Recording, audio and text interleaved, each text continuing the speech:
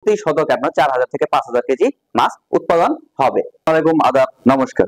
এই channel agro and ফিশারিজে আপনাদের সবাইকে স্বাগতম।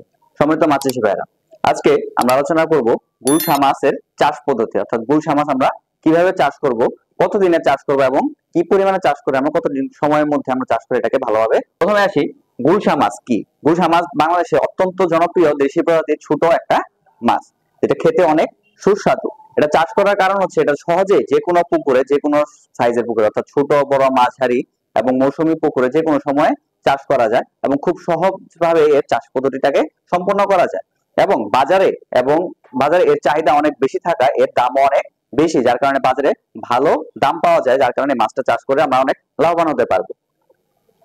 এখন আসি গুলশা মাছকে আমরা কিভাবে চাষ করব। প্রথমে হচ্ছে আমাদের পুকুর প্রস্তুতি, অর্থাৎ আমাদের পুকুরকে প্রস্তুত করে নিতে হবে। পুকুর প্রস্তুতির সময় আমাদের প্রথম ধাপে হচ্ছে পুকুরে যে পাড়গুলো রয়েছে সেগুলোকে ভালোভাবে মেরামত করে নিতে হবে। যদি কোথাও ভাঙা থাকে সেই পাড়গুলোকে ভালোভাবে মেরামত করে নিতে হবে এবং পুকুরের তলার নিচে কাদা থাকে, সেই কাদার পরিমাণ যদি 1 ফিটের বেশি থাকে তাহলে সেই কাদার পরিমাণটাকেও কমিয়ে নিতে হবে। কারণ হচ্ছে গুলশা মাছ হচ্ছে নিচু স্তরের খাদ্য, অর্থাৎ এরা পুকুরের নিচু স্তরে বাস করে। এর জন্য আমাদের কাদার পরিমাণ যত কম হবে তত আমাদের মাছ চাষের জন্য সুবিধাজনক হবে। পুকুর প্রস্তুতির সময় পুকুরটাকে আমাদের শুকিয়ে নিতে হবে। পুকুর শুকানোর কিছু উদ্দেশ্য রয়েছে, যেগুলো হচ্ছে প্রথমত হচ্ছে পুকুরে যে অবাঞ্ছিত বা রাক্ষসে মাছগুলো থাকে সেগুলোকে সম্পূর্ণ নির্মূল করা বা ধ্বংস করা। এদের যে ডিমগুলো থাকে সেগুলোকে ধ্বংস করা। পুকুরে যদি অন্যান্য কোনো ক্ষতিকারক প্রাণী থাকে, যেমন হচ্ছে সাপ, ব্যাঙ ইত্যাদি, এগুলো থাকলে এগুলোকেও সমূলে নির্মূল করা। এবং পুকুরে যে আগাছা থাকে সেই আগাছাগুলোকেও নির্মূল করা। এর ফলে পুকুরের যে পরিবেশটা সেটা অনেক ভালো থাকে, যার জন্য আমাদের মাছ চাষে অনেক সুবিধা হয়। পুকুর প্রস্তুতির সময় আমাদের পুকুর শুকানোর পর পুকুরে প্রতি শতকে 1 কেজি হারে চুন প্রয়োগ করতে হবে। এই চুন প্রয়োগ করার পরে আপনি পুকুরে জীবাণুনাশক প্রয়োগ করবেন। জীবাণুনাশক প্রয়োগ করার ফলে পুকুরে যত ধরনের জীবাণু রয়েছে সেগুলো মারা যাবে, যার ফলে মাছ অন্যান্য রোগ জীবাণু দ্বারা আক্রান্ত হওয়ার আশঙ্কা বা সম্ভাবনা অনেক কম থাকবে। এরপরে হচ্ছে আমরা পুকুরে সার প্রয়োগ করব। পুকুরে সার প্রয়োগ করতে গেলে গুলশা মাছের ক্ষেত্রে পুকুরে সার প্রয়োগের সময় আপনার প্রতি শতকে নার্সারি পুকুরের ক্ষেত্রে 20 কেজি গোবর দিতে হবে এবং কালচার করবেন, অর্থাৎ বড় পুকুরে চাষ করবেন, তখন আপনার প্রতি শতকে 7 থেকে 10 কেজি হারে গোবর প্রয়োগ করতে হবে।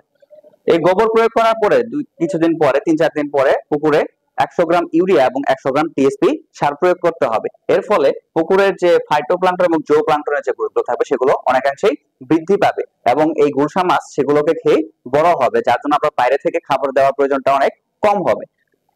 এখন আসি চাষ পদ্ধতি এবং পোনা মজুদ। চাষ পদ্ধতি, গুলশা মাছ দুই ভাবে চাষ করা যায়। প্রথমত হচ্ছে একক চাষ এবং মিশ্র চাষ।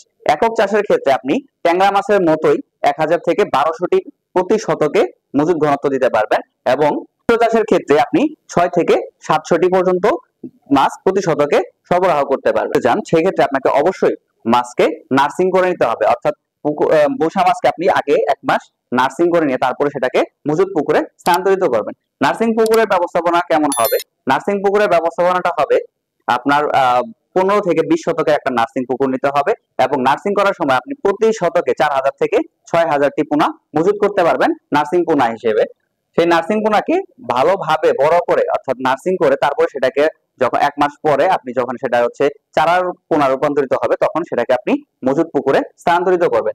নার্সিং পুকুরে আপনার পোনাকে খাবার দিতে হবে। সেই খাবারটার পরিমাণ হচ্ছে প্রতি মাছের ওজন অনুযায়ী 5 থেকে 6% হারে খাবার দিতে হবে। প্রথম 2-1 দিন আপনি হচ্ছে কুসুম, ডিমের কুসুম যে থাকে সেই কুসুমটাকে হালকা হাফ বয়েল করে সেটাকে পুকুরে দিবেন এবং তারপরে হচ্ছে পাউডার জাতীয় খাবার কিছুদিন দিতে হবে প্রথম 10 দিন পর্যন্ত।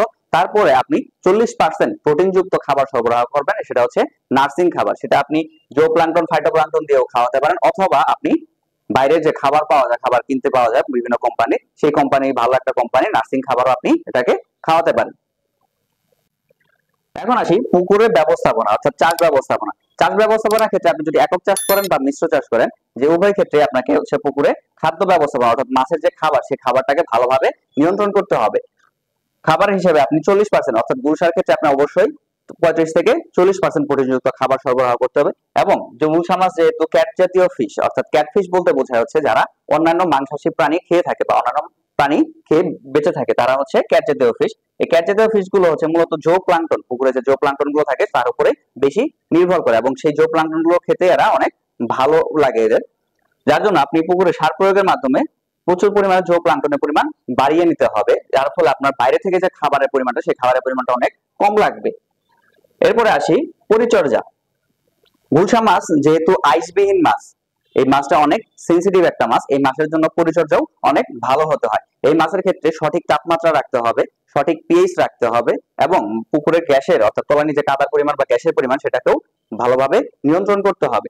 এর জন্য আপনি প্রতি সপ্তাহে একবার করে হররা টেনে দিতে পারেন, এবং অবশ্যই আপনাকে খেয়াল রাখতে হবে যে হররা টানার সময় যাতে পুকুরের পানি বেশি ঘোলা না হয়ে যায়। যদি পুকুরের পানি বেশি ঘোলা হয়ে যায় সেক্ষেত্রে মাছের অনেক সমস্যা দেখা যায়, বা পুকুরে অক্সিজেনের পরিমাণ কমে যেতে পারে। যদি অক্সিজেনের পরিমাণ বেশি কমে যায় সেক্ষেত্রে আপনি প্রতি শতকে 4 থেকে 5টি অক্সিজেন ট্যাবলেট প্রয়োগ করতে পারেন। এরপরে আসি মাছ আহরণ এবং বাজারজাতকরণ। মাছ আহরণ, যেহেতু গুলশা মাছ নিচু স্তরের থাকে পুকুরের, সেক্ষেত্রে আপনার যদি মাছ আহরণ করতে চান সেক্ষেত্রে আপনাকে পুকুরের পানির পরিমাণ কমে নিতে হবে, বা পারলে পুকুর একদম শুকিয়ে তারপরে সম্পূর্ণ মাছ আহরণ করতে হবে। এরপরে এই মাছগুলোকে ভালোভাবে বাজারজাত করতে হবে। বাজার হিসেবে এই মাছের দাম 500 থেকে 600 টাকা বা 400 থেকে 500 টাকা কেজি হয়ে থাকে। এটা বাজার ভিত্তিক, বিভিন্ন বাজারে বিভিন্ন ধরনের দাম হয়ে থাকে। আপনাদের অবশ্যই খেয়াল রাখতে হবে যাতে আপনি একটা ভালো দামে মাছটাকে বিক্রি করতে পারেন। এই পদ্ধতিতে চাষ করলে আপনি যদি ভালোভাবে সবকিছু নিয়ম মেনে চলে চাষ করতে পারেন তাহলে প্রতি শতকে আপনার 4000 থেকে 5000 কেজি মাছ উৎপাদন হবে। ধন্যবাদ সকলকে।